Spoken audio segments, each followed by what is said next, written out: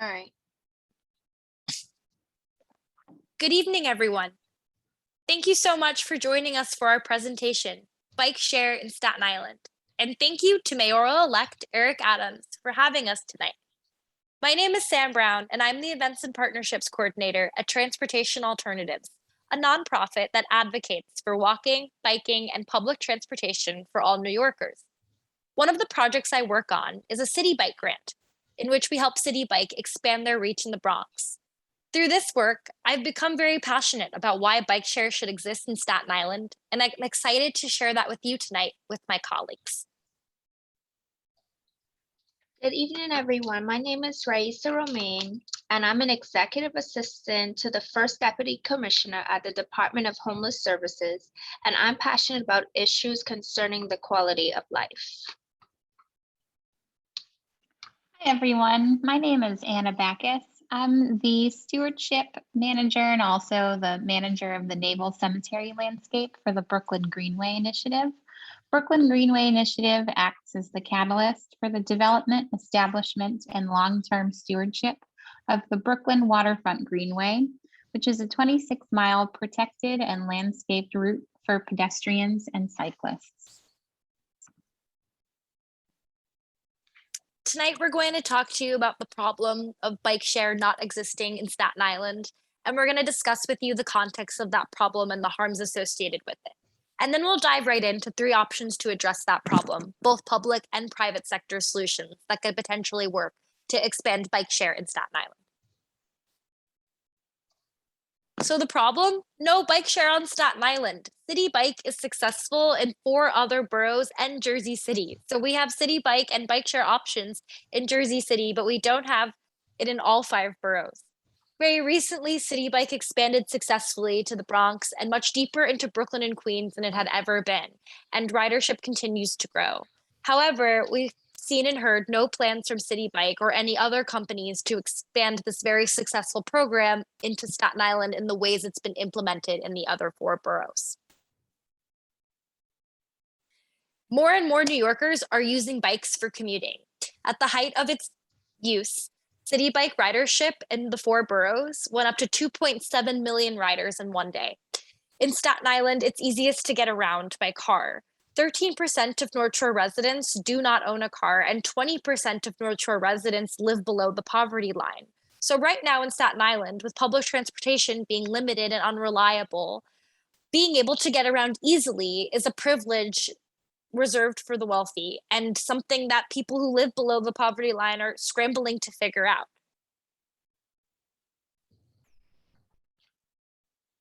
If it's most difficult for low-income residents to get around, then this is very clearly an issue of equity, and we're harming low-income residents in a way that residents that are not low-income in Staten Island aren't being harmed.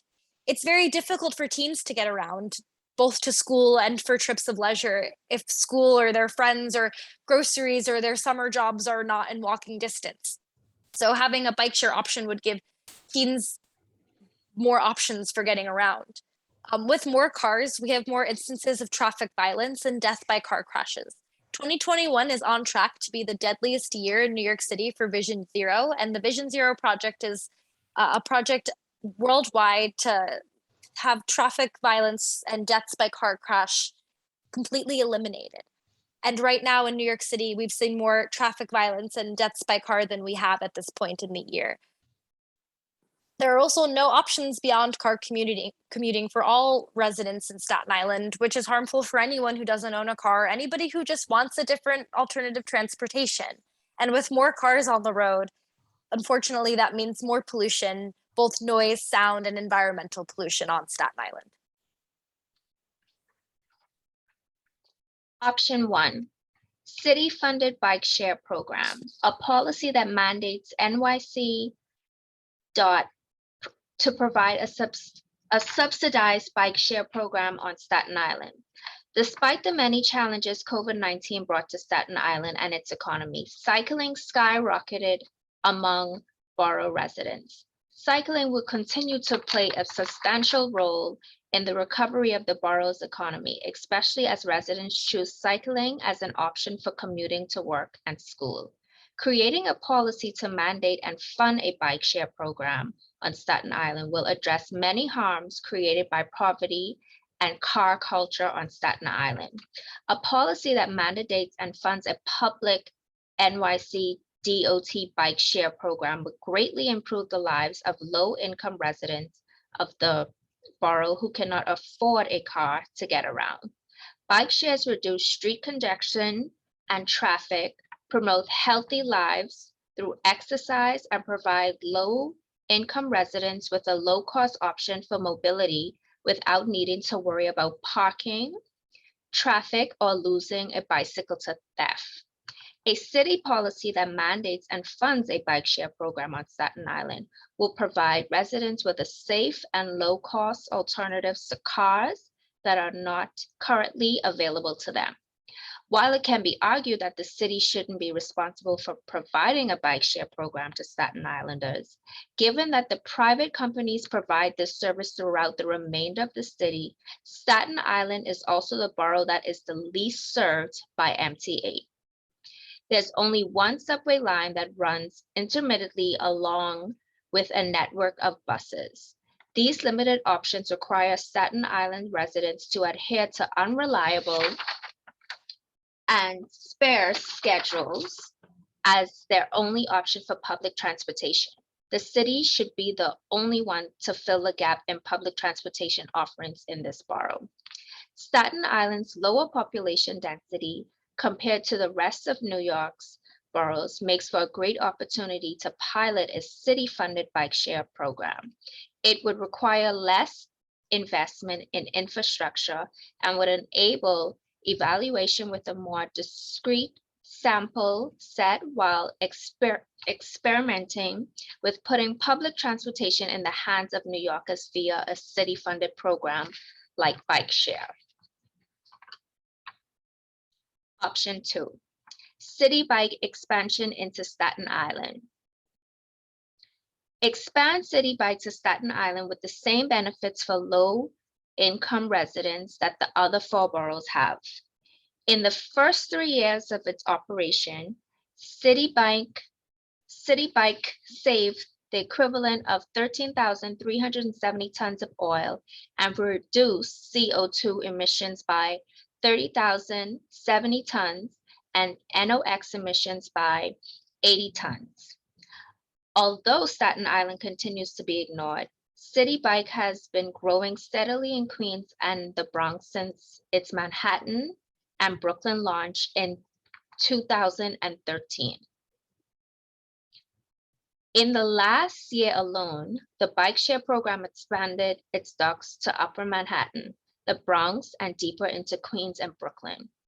Although most city bike docks are accessible via a paid membership, City Bike partners with an organization called Health First to provide the City Bike Share program for $5 per month to NICA residents and SNAP recipients. Unlike the other City Bike memberships, there is no annual commitment, meaning that the low-income residents are not locked into paying for more than what they can afford. City Bike also provides 50% of City Bike memberships to the residents of zip codes with large populations of low-income residents. If these benefits were available to low-income residents on Staten Island, people would have an easier, safer, and more reliable way of moving around the borough for work, shopping, and leisure. This proposal demands on the assumption of the fact that people on Staten Island would use and enjoy a bike share program. This assumption is defendable based on the popularity of City Bike in other boroughs, particularly the other boroughs in which car infrastructure is more dominant than bike infrastructure, like the Bronx and Queens. It's possible to argue that a lack of access to city bikes on Staten Island is not a problem or is not serious. However, 12.5% of North Shore residents do not have access to a car. They must rely on public transportation to get around, with only one train line that runs through a limited section of the borough.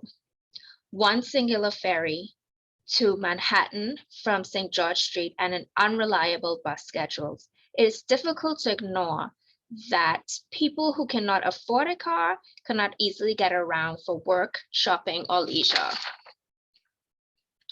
One could also argue that bringing city bikes to Staten Island would create more traffic crashes because there will be more people on bikes for cars to crash into.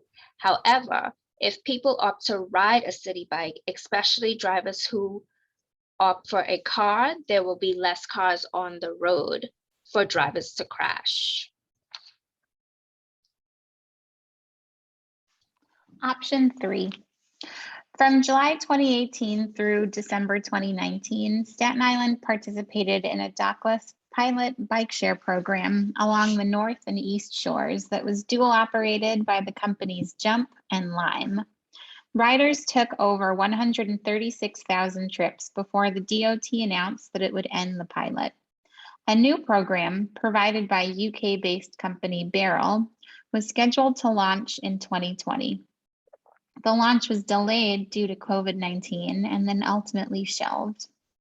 Contracting a new company to provide bike share on Staten Island, with or without docks, would address harms like pollution, lack of transportation options, and vehicular traffic crashes in the same way that expanding city bike to Staten Island would. But it would also additionally have the capacity to engage Staten Islanders in a different way by tailoring the program to the specific needs of those boroughs' residents, rather than just being added to City Bike's existing slate of services and practices. This could bolster the new bike share program's potential for success. Competition also often results in lowered cost. Bringing on board a new company to provide bike share services in Staten Island could result in City Bike then expressing an interest in expanding into Staten Island, while offering better incentives for Staten Islanders to participate in bike share.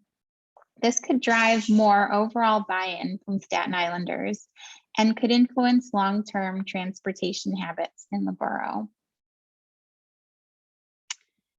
So in summary, the dramatic increase in bike ridership throughout the city in the last year and a half has shown that New York City residents are rapidly gravitating towards biking as a way to both commute and recreate.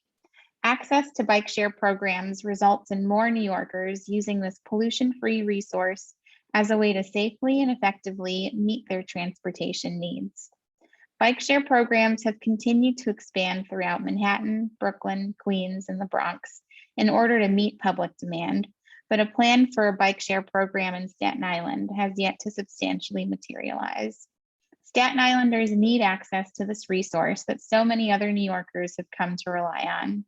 Putting a bike share program in place in Staten Island will ensure that all New Yorkers will have the option to utilize a bike to get around their city while improving conditions related to pollution, quality of life, and public health.